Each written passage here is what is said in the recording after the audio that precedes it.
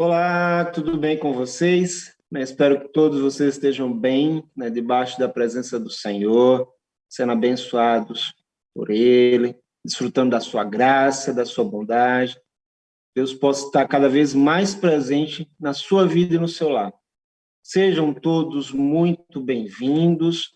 Mais uma vez é um prazer tê-los conosco neste culto gravado, nessa transmissão que está sendo feita e projetada em algumas plataformas digitais, seja aqueles que estão acompanhando pelo Facebook, quanto também Instagram ou YouTube. Sejam todos muito bem-vindos, é um prazer tê-los conosco. Nós somos a Igreja Batista de Potirendaba, eu sou o pastor Pablo, pastor dessa igreja, E antes de iniciarmos com o momento de cânticos, eu quero orar, Vamos orar junto neste momento. Senhor, nosso Deus e Pai, muito obrigado por este momento, muito obrigado pelo teu cuidado, pela tua providência em nossas vidas.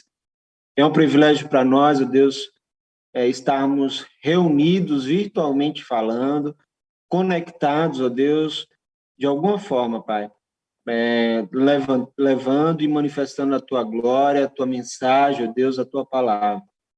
Queremos te rogar que o teu Espírito ele tenha livre acesso a cada um de nós, ó Deus, cada um dos corações que estarão nos acompanhando por este momento, que Ele ministre, que Ele fale, que Ele revigore a fé daqueles que precisam ser revigorados, que Ele firme, ó Deus, que o Senhor firme cada um desses corações, ó Deus, de acordo com o teu querer, com os teus propósitos e a tua vontade, Pai. Fica conosco nesse instante, abençoa nossas vidas, ó Deus. Abençoa o lar de cada um daqueles que estão conosco nessa transmissão, Pai. É assim, ó Deus, que nós oramos, em nome de Jesus. Amém. Vamos cantar?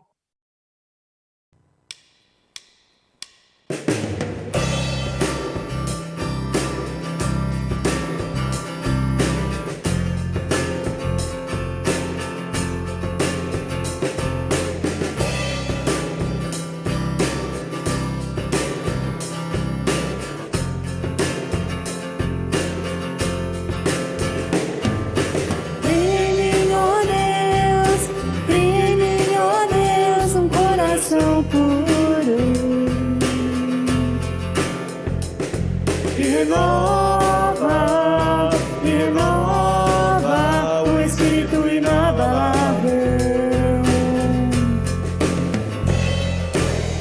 Não retires de nós o teu Espírito.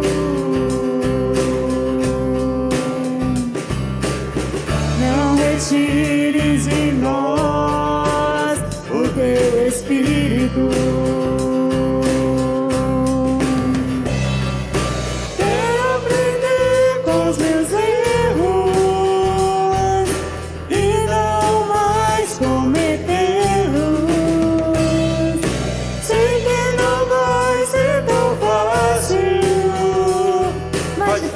Continuar no erro e viver no mesmo desespero e ficar pra trás.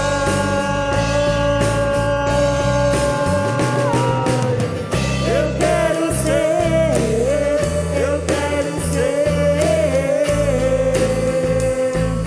um homem segundo o coração de Deus. Eu quero ser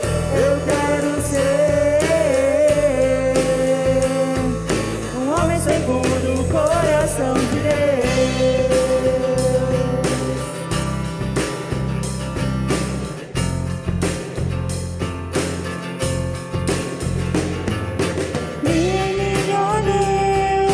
Prime-me, ó Deus, um coração puro.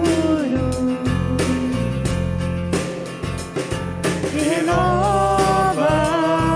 renova o Espírito inabalável. Não retires de nós o teu Espírito.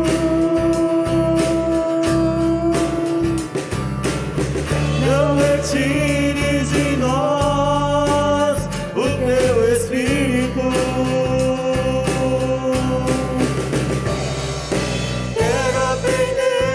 os meus erros e não mais cometê-los.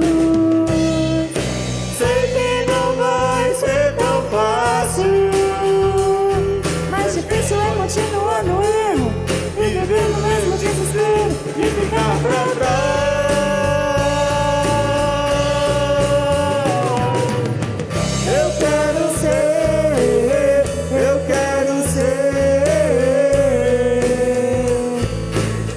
Segundo o coração de Deus, eu quero ser, eu quero ser um homem segundo o coração de Deus, eu quero ser, eu quero ser um homem segundo o coração de Deus, eu quero ser, eu quero ser segundo o coração de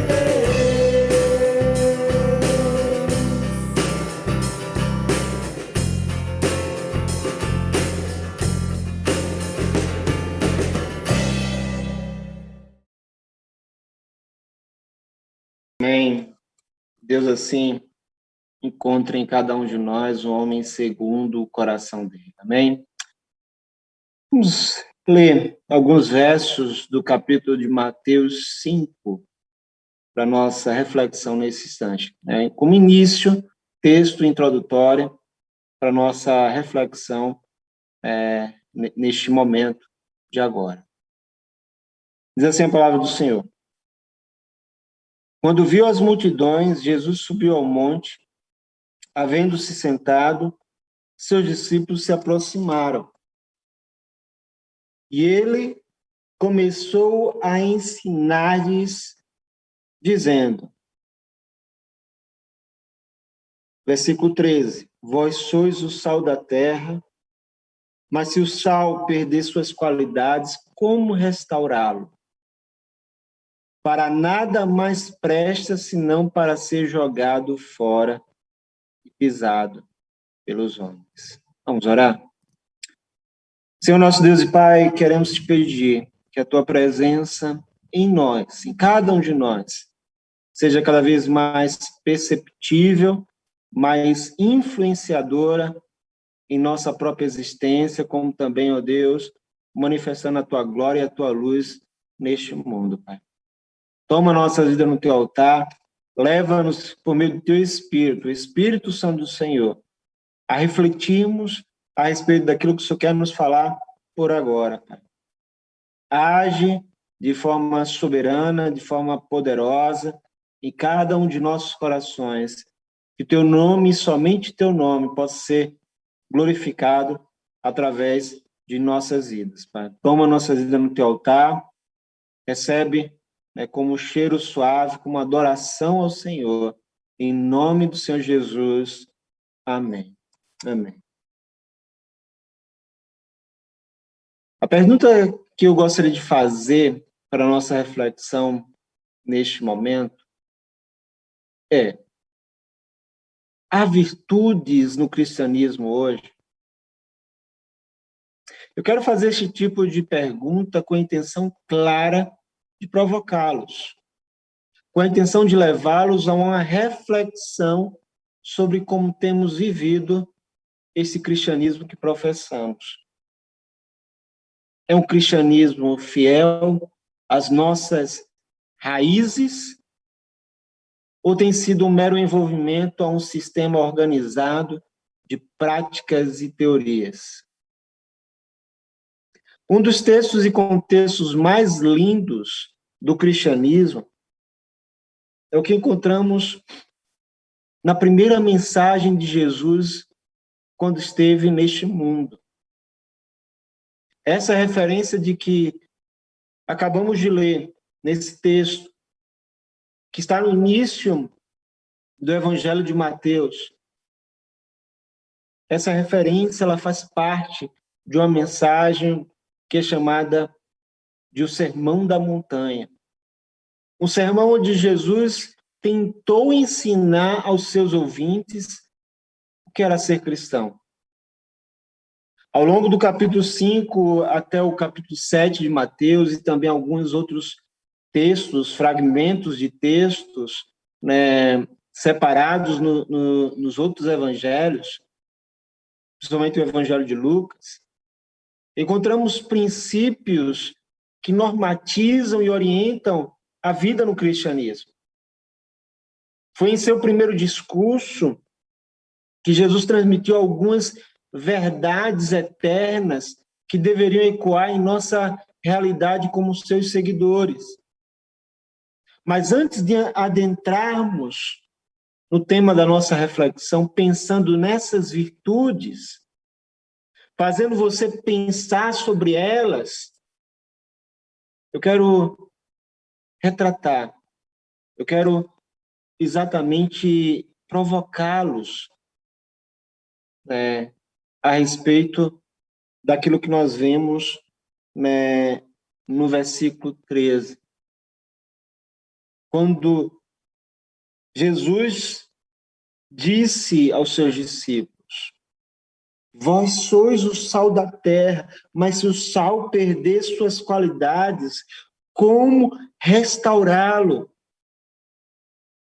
Para nada mais presta senão para ser jogado fora e pisado pelos homens.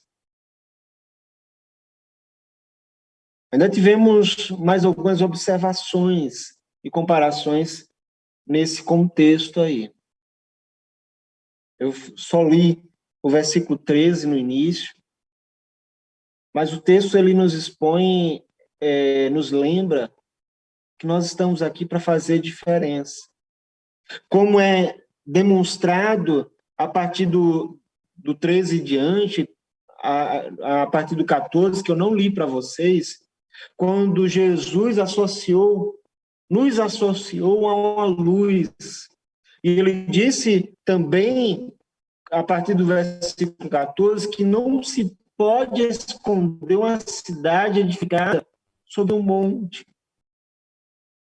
Ele nos chama, nos conclama que venhamos a resplandecer a nossa luz, a luz que há dentro de nós, para que o mundo veja essa luz, as boas obras que existem e glorifiquem o nosso Pai que está nos céus. E é por isso que surgem esses questionamentos. É por isso que surge exatamente essa provocação, para que não venhamos a deixar aquilo que é saboroso, aquilo que tem o seu valor, se perder e venha ser jogado ao chão para ser pisado pelos homens. Os nossos posicionamentos, e fique aqui registrado, eles devem e precisam ser feitos, eles devem estar direcionados para o propósito de resplandecer a glória de Deus. Nunca se esqueça disso. Nós precisamos estar firmados neste propósito. Nós somos chamados para exalar o bom perfume de Jesus. Tendo dito exatamente isso, eu quero mostrar para vocês as virtudes que deveríamos carregar quando professamos a fé em Jesus. Essas virtudes, elas não podem estar desassociadas de nossas vidas, pois se assim o fizermos, se desassociarmos elas de nossas vidas, nós corremos o risco de negar a Cristo, corremos o risco de apresentar ao mundo um cristianismo sem virtude alguma. E as virtudes estão expostas através das bem-aventuranças que Jesus proferiu nesse Sermão da Montanha. Vocês se lembram do versículo 2 que lemos logo no início? E abrindo a sua boca, diz assim o texto, e abrindo a sua boca, Jesus ensinava dizendo, Jesus abriu a sua boca para ensinar, para nos ensinar.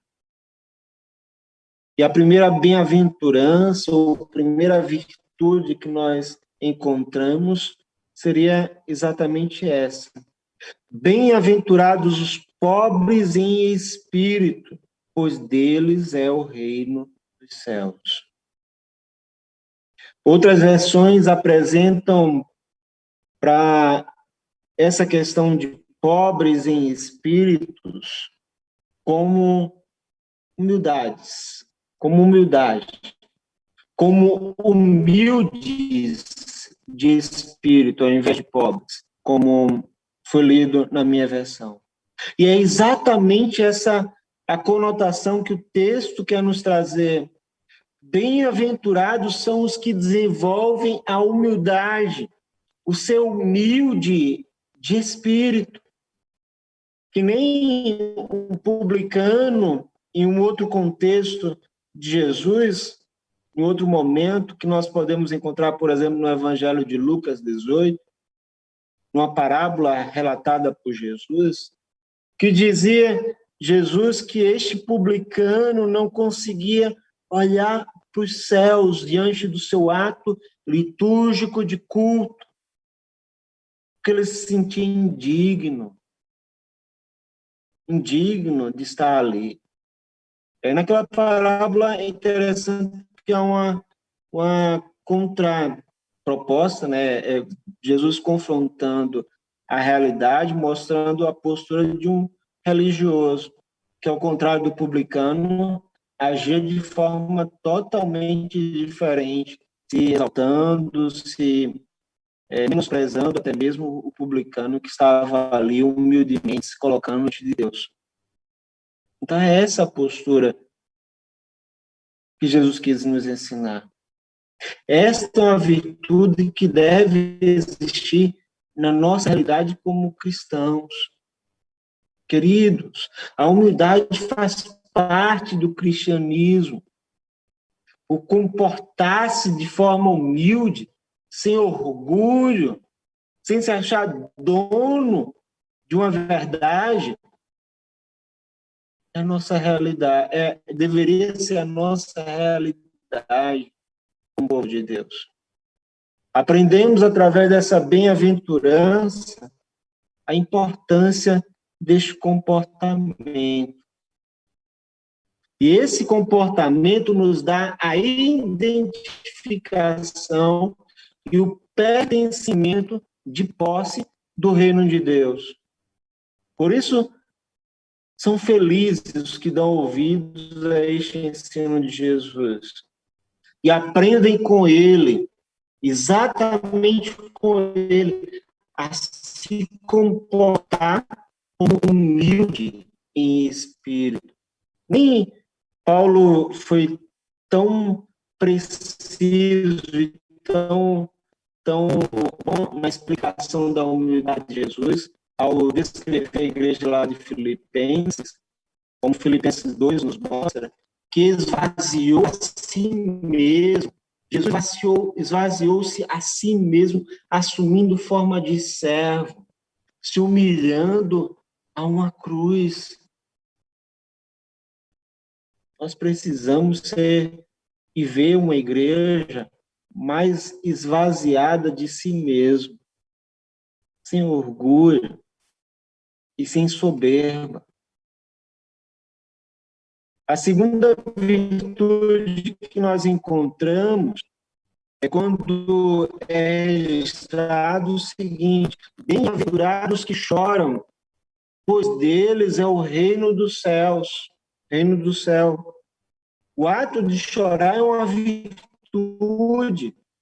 Certa vez uma irmã disse para mim: pastor, eu choro muito. Eu disse para ela: que bom. Chorar faz parte da vida e isso leva a ser bem-aventurado. O sentimento de choro ele vem por vários motivos: tristeza, saudade, alegria, dor, nervosismo. Alguns choram de nervoso e até mesmo de raiva. Quando somos crianças, choramos muito, pois o choro representa as nossas vontades. E quando as vontades elas não são atendidas, o meio de se expressar é chorando. Quando crescemos, e aí é o detalhe que muitas vezes acontece, nos tornamos adultos, tendemos a chorar menos. Seja por vergonha ou por medo de mostrar a nossa fraqueza. Entretanto, o que não deveríamos ter é exatamente isso: medo e vergonha. Porque demonstrar fraqueza não é sinônimo de coisa ruim. Pelo contrário, como diz o apóstolo Paulo, porque quando sou fraco, então é que sou forte.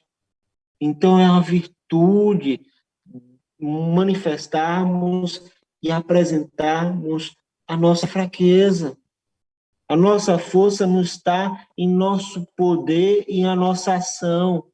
A nossa força está na dependência de um Deus que nos torna fortes. E somente a fraqueza nos leva nessa direção, na direção de dependência de Deus. O choro é uma virtude.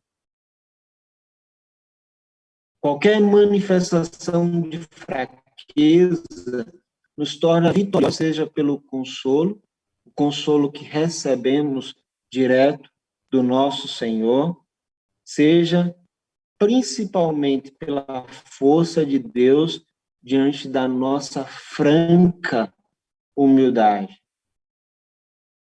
Então, o choro é uma virtude. Nós somos convidados a manifestar exatamente a nossa fraqueza, para que Deus possa se sobressair diante da nossa realidade pelo aquilo que nós somos. A terceira virtude que nós encontramos é quando Jesus disse: bem-aventurados os mansos, porque eles herdarão a terra. Está no versículo 5 desse texto. Vocês percebem que uma realidade complementa exatamente a outra? A pobreza, a humildade, o choro, a fraqueza e a mansidão. Uma complementando a outra. E as outras que nós veremos ainda, complementam ainda mais. Uma característica está ligada diretamente à outra. Ou melhor, complementa e testifica a outra. Assim é com esta que nós estamos nos referindo. A mansidão, ela é um complemento. É um complemento da nossa humildade, é um complemento exatamente, né, da nossa posição de fraqueza, de choro. Não é fácil lidar com críticas, ofensas e insultos. Não é verdade? As pessoas muitas vezes tendem a agir pelo impulso, falando o que vem na mente, ou portando sem medir exatamente as consequências de seus atos. Essa é a realidade mais comum hoje em dia. Num período de falsa liberdade que as redes sociais nos dão, as pessoas agem, reagem umas às outras de forma exagerada. E alguns até mesmo admiram aqueles que de mansos não tem nada. Queridos, a mansidão é uma característica nata do cristianismo. Eu diria até mesmo, como é apresentado em Gálatas 5, ela é um fruto do Espírito. É uma virtude que é evidente naqueles que verdadeiramente receberam o Espírito de Deus. E essa deveria ser nossa realidade. Nós deveríamos ser um povo manso. Não deveria haver espaço para outro comportamento que fosse contrário à mansidão em nossos relacionamentos. Eu diria que quem não tem mansidão não tem parte com Jesus. E aí, consequentemente, por não ter parte com Jesus, não herda a sua terra. Estamos vivendo um período de muitos conflitos. E nós precisamos pensar sobre os nossos comportamentos em meio a esses conflitos que nós estamos vivendo. Nós precisamos deixar e permitir que Deus influencie os nossos comportamentos. Que a virtude da mansidão seja algo cada vez mais claro, perceptível e visível em nossas vidas. A quarta virtude que eu compartilho com vocês é quando é relacionado aí no versículo 6, bem-aventurados que têm fome e sede de justiça, porque eles serão fartos. Como essa virtude ela responde de forma tão relevante em meio à sociedade? O cristão ele tem em seu âmago o anseio pelo que é justo. Ele reconhece em Deus a maior característica de sua justiça, pois faz parte do próprio atributo do Senhor. Deus é a própria justiça. Por caminhar de acordo com os seus princípios e valores, o cristão se coloca a fazer o que é justo e a querer a justiça. Não há espaço para injustiça naqueles que professam o cristianismo. Jesus nos convida exatamente nessa direção quando diz o seguinte: buscai em primeiro lugar o reino de Deus e a sua justiça. E aí ele complementa: todas as outras coisas serão alcançadas. Queridos, nós precisamos valorizar este sentimento entre nós, do desejo, do anseio de justiça. Precisamos ver um povo que clama por justiça, que não escolhe bandeiras de justiça, mas que quer ver de verdade aquilo que é verdadeiro e puro, que corresponde de verdade e integridade ao que Cristo ensinou. Nós precisamos ver essa virtude presente no meio de nós como povo de Deus. Nós não podemos admitir nem a indiferença, nem seletividade e nem o extrapolar radical dos limites na busca pela justiça. Fazendo da justiça a seu bel prazer, nós precisamos clamar e buscar sempre pela verdade. Essa é uma virtude que nós carregamos, ou deveríamos carregar também. Sermos homens e mulheres que anseiam por aquilo que é justo. A quinta virtude que nós encontramos nesse contexto é quando o versículo 7 diz o seguinte: bem-aventurados os misericordiosos, porque eles alcançarão misericórdia. Muitas vezes, quando professamos por justiça, como indivíduos, nos manifestamos como seres implacáveis. Condenamos e julgamos o outro como se tivéssemos, assim, o direito em o fazer. Nós não temos o direito de condenar qualquer indivíduo que seja. Nós não temos o direito de julgar. O único que é digno nesta ação é o Senhor, o nosso Deus, que conhece o coração de cada um, cada criatura, né, de forma pessoal, específica, que analisa e é capaz de olhar exatamente para o coração. Só Ele tem o direito disso. A nós só temos o direito de querer a justiça, de clamar por justiça, de ir na luta contra a injustiça. Fique registrado a falta de compaixão, que a falta de compaixão é uma marca de injustiça, pois Deus sempre foi misericordioso com o indivíduo. Nós não podemos agir diferentes dessa prática. Nós não podemos nos desassociar de sermos seres compassivos, ter compaixão, misericórdia uns pelos outros. Jesus, em outro texto, contou a parábola de um credor sem compaixão.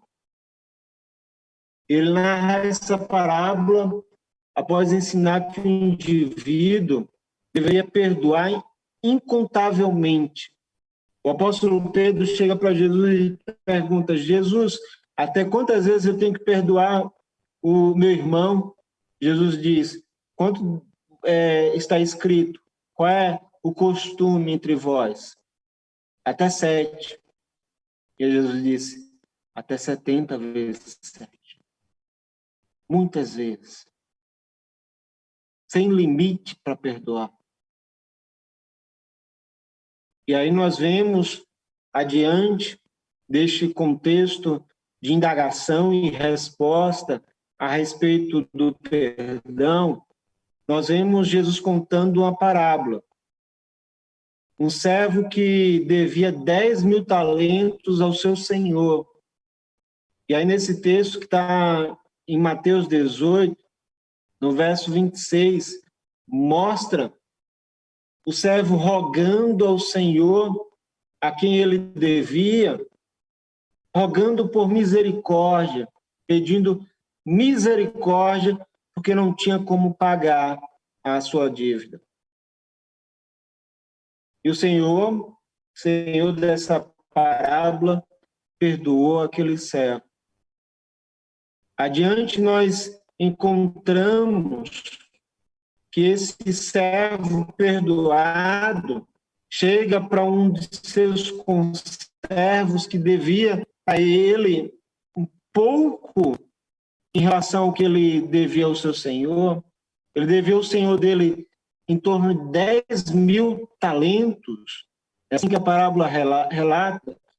O seu conservo agora devia a ele 100 denários, muito menos que a dívida que este senhor, servo, tinha com o seu senhor. 10.000 talentos, para quem não conhece, equivalem a 60 milhões de denários. O denário era o pagamento por um dia de trabalho. O senhor perdoou ele porque ele devia exatamente 10.000 talentos. E agora o seu conservo, que devia apenas 100, pedindo por misericórdia, pedindo por perdão, ou até mesmo para esperar um pouco para receber o que era a dívida, este servo resolveu punir, pesando-lhe a mão. Ao invés de manifestar compaixão, como ele recebeu compaixão do seu Senhor no ato da sua dívida, ele resolveu punir, sendo implacável em seu julgamento. Hoje as pessoas estão sendo implacáveis em seus julgamentos. Temos visto essa reprodução em massa no meio de pessoas que professam, muitas vezes, a fé. pessoas que têm manifestado cada vez mais falta de compaixão. E eu pergunto a vocês, cadê o bom perfume? Cadê o bom perfume? Nós precisamos expressar a misericórdia. Nós precisamos manifestar exatamente atos de misericórdia, pois já recebemos a misericórdia do Senhor. A última virtude que eu gostaria de trabalhar com vocês, não estou desconsiderando o versículo anterior, versículo 8, quando diz: bem-aventurados os limpos de coração, pois verão a Deus. Não é isso. É uma virtude também ser puro de coração, e aqui a gente poderia até associar a uma atitude de uma criança, que deve ser vista, né, em cada um de nós como cristãos, né, porque é como atitude de crianças que nós temos acesso, muitas vezes, ao reino de Deus. Então, nós precisamos ser puros, que nem uma criança, manifestando virtudes de santidade, um povo santo. Então, não estou negligenciando esse versículo em si, mas eu não vou entrar aprofundando nele como uma virtude, porque eu creio que esse talvez seja até, deveria ser mais comum, né? E deveria ser uma realidade muito mais transparente naqueles que estão no meio da religião em si, vivendo a religiosidade. Eu quero entrar no que diz o versículo 9, quando Jesus diz: bem-aventurados pacificadores, pois serão chamados filhos de Deus. E esta é a última virtude que eu gostaria de concentrar nessa reflexão que nós estamos fazendo. A última virtude que nós temos ou deveríamos ter é de um povo que é pacificador. E ser pacificador é ser como alguém que luta e age em favor da paz. Quando Jesus disse isso, bem-aventurados os pacificadores, ele não estava se referindo a pessoas que simplesmente assumem um estado de indiferença em relação à realidade, às coisas ruins que acontecem, aos problemas. Ou seja, que sofrendo algum tipo de injustiça, vendo alguma coisa, né, conflituosa, violação, agressões, ficam inertes, porque não se envolvem com aquela realidade. Não é essa a dimensão que Jesus está querendo tratar. Não é isso. Ser pacificador é trabalhar e promover a paz, solucionar os conflitos. E esta é ou deveria ser uma virtude daqueles que professam a fé em Jesus. Nós deveríamos trabalhar em prol da solução de conflitos, como mediadores de paz. Jesus, quando ele foi preso, estava sendo levado ao caminho da cruz, do sofrimento, a via crucis. É relatado no Evangelho que um dos seus discípulos pegou a espada e, numa ação de defensiva, agiu contra um dos soldados. E a sua ação, diz os Evangelhos, que resultou no corte de uma das orelhas deste soldado. Jesus, vendo aquela cena, prontamente ele interveio. apaziguando aquele momento. O momento que era contra até mesmo ele. Ele acalmou, pacificou. Parem aí, esse é o meu caminho. E, além disso, nós vemos que, além dele pacificar, dele intervir, ele agiu também curando o soldado, né, diante da sua ferida.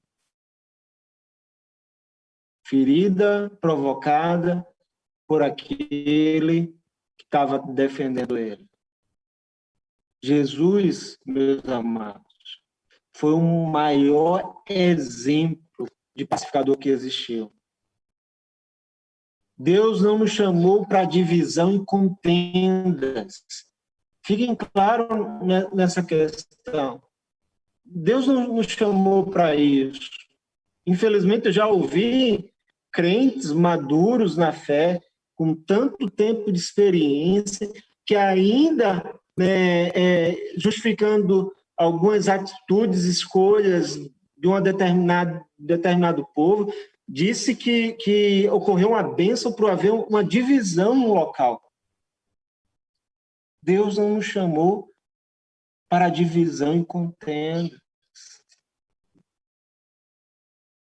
Ele nos chamou para manifestarmos a paz.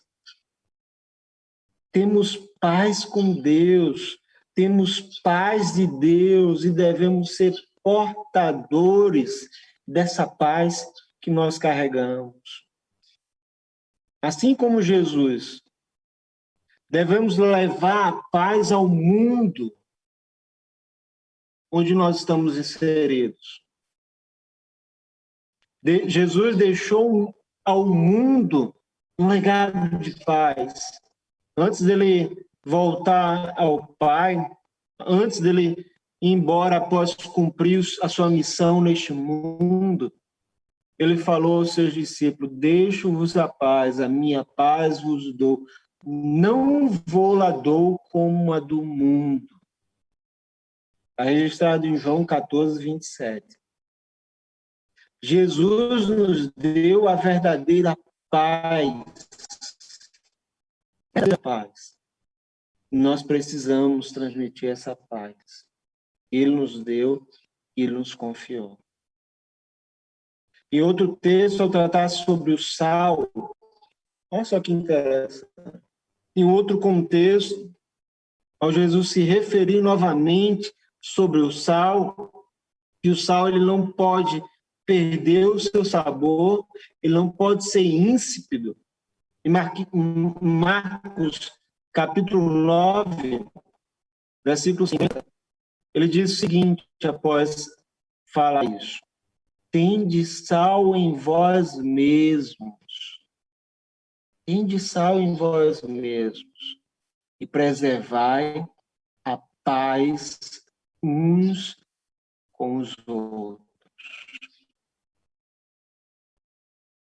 O sal, o ser sal, está relacionado à manifestação de paz. O ser sal implica em sermos pacificadores.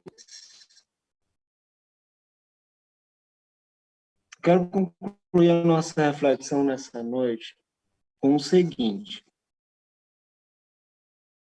igreja, sejam expressão viva das virtudes que Cristo compartilhou em nossa essência. Nós não podemos aceitar uma igreja apática ou contraditória a esses expressos de Jesus. Nós não podemos aceitar. Não há cabimento no rumo que muitos têm vivido hoje. Não há cabimento isso. Quando a igreja e os cristãos deixam de lado o ser bem-aventurado, deixam de lado viver os ensinos de Cristo na literalidade, ela perde a razão de ser. Ela se demonstra como uma entidade sem virtude alguma. E o que, quando perde essa utilidade, meu querido, serve para ser pisoteado pelos homens. Há virtude, sim, em sermos cristãos. Que sejamos luz para este mundo caído. Que manifestemos luz diante das nossas escolhas, diante das nossas posições, diante dos nossos relacionamentos. Sejamos. Deus nos abençoe. Senhor nosso Deus e Pai, muito obrigado por este momento, muito obrigado por ter dado sobre as nossas vidas. Eu quero te rogar, ó Deus, por cada vida que nos acompanhou nessa transmissão e nessa reflexão. Eu quero pedir que o Espírito Santo do Senhor, ele possa acompanhar essa obra, que ele possa levantar uma igreja saudável, uma igreja, Deus, comprometida com o teu reino, Pai, com a tua justiça, comprometida, Deus, com a essência daquilo que o Senhor fez em cada um de nós, Deus. Pai, leva-nos a exalar esse perfume, o bom perfume de Cristo, Deus. Nós não podemos enxergar uma igreja apática, omissa, que se compromete com coisas que não fazem parte, ó Deus, da essência do seu ser. Nós não podemos aceitar isso, ó Deus. Nós queremos ver uma igreja, ó Deus, comprometida com o Senhor Jesus, que vive o reino de Deus, não o reino dos homens. Toma a tua igreja no teu altar neste momento, ó Deus. Leva-nos a sermos um povo bem-aventurado. Leva-nos, ó Deus. Leva-nos a sermos, ó Deus, a exatamente entendermos que estamos nesse mundo para sermos perseguidos, não para perseguirmos, ó Deus. Não permita que haja essa inversão, ó Deus, como tem existido neste tempo, Deus. Mas que sejamos, ó Deus, a luz que o mundo precisa, Pai. Que sejamos, ó Deus, cópias fiéis, ó Deus, do nosso Senhor e Mestre. Nós queremos, ó Deus, aplicar tudo o que aprendemos com Ele, porque Ele é a nossa inspiração. Ele é a nossa inspiração. Nós não temos nenhuma outra referência, a não ser a referência do nosso Senhor Jesus Cristo. É nele, por ele e com ele que queremos andar neste mundo, Deus. Toma a tua igreja no teu altar, purifica, santifica, Deus. Leva ao arrependimento, Deus, diante dos seus compromissos, Deus. Leva ao comprometimento com o teu reino, Pai. É assim que nós oramos, é assim que nós agradecemos por este momento, em nome de Jesus. Amém. Que Deus assim nos abençoe, meus queridos. Uma ótima semana a cada um de vocês, e vocês possam estar a desfrutar cada vez mais da presença do Senhor na sua casa, no seu lar, nos seus afazeres. Vocês sejam uma vida totalmente consagrada ao Senhor. Uma ótima semana a vocês, e antes de nos despedirmos, peço, nos ajude a promovendo este culto, né, online, compartilhando com os seus, dando o seu like aí na plataforma pela qual você está assistindo. Nos ajude a fazer com que essas plataformas possam proclamar, transmitir para mais vidas que nem imaginamos que Deus queira alcançar através dessa palavra. Uma ótima semana a todos. Que a graça do nosso Jesus Cristo, o amor de Deus Pai, e a comunhão com o Santo e Precioso Espírito esteja cada um de nós, com a igreja espalhada pela face da terra, hoje e sempre. Amém, amém e amém. Deus assim nos abençoe.